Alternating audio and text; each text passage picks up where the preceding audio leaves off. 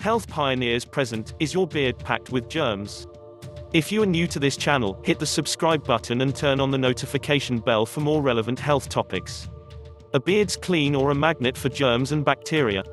Last year, we were told that men's beards could be dirtier than a toilet because they collect bacteria. Some beards contain more poo than a toilet, declared one headline. But before you reach for the razor to shave off your hipster beard, let's take a closer look at the evidence. Where did the story about beards being as dirty as toilets come from? Rather than a peer-reviewed study in a scientific or medical journal, the research involved a TV news crew swabbing a handful of beards in Albuquerque, New Mexico. The samples were then tested by John Golobic, a microbiologist from Quest Diagnostics, who declared on KOAT TV, "I'm usually not surprised, and I was surprised by this." Disturbing, the station reported several of the beards they tested contained a lot of normal bacteria, but some were comparable to toilets. Golobic concluded there would be a degree of uncleanliness that would be somewhat disturbing. After the story went viral, some commentators pointed out that although there was no reason to doubt what Golobic found, the approach to the study fell far short of the best science. For instance, there was no mention of swabbing clean-shaven men. Since bacteria gets onto all sorts of surfaces, including skin, this might have told us what we really need to know: do beards harbor more bacteria than a clean-shaven face? The debate about hygiene and beards sprouted again last week. The BBC and the Sydney Morning Herald quoted a recent study debunking the idea that beards are dirty. The research was published in 2014 in the Journal of Hospital Infection and supports the view that growing a beard is no health hazard. Researchers compared bacterial colonization on the faces of 408 male healthcare workers with and without facial hair. The teams found little difference between the two, but the results did show that some species of bacteria were more likely to be found in those without beards.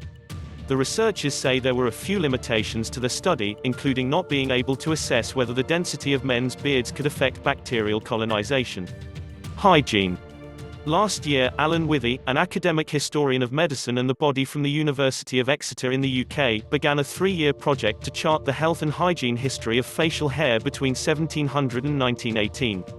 During this time, beards fell in and out of fashion. Between 1700 and 1830, the fashion was mainly for the clean-shaven look. Then the Victorian era ushered in the beard movement, in which huge patriarchal beards, think Darwin and Dickens, dominated from around 1850 to the end of the 19th century.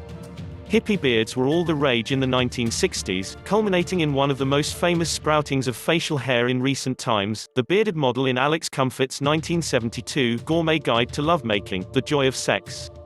The book sold millions of copies, but by the time it was updated and republished in 2002, the bearded model had been replaced with a clean-shaven man. Withy charts the current hipster beard fashion as dating from 2013. His research is still in its infancy, but a speech he gave on the subject for the Wellcome Trust last October was sold out. He sees no end to the current trend for beards and believes the current arguments over hygiene just reflect this popularity.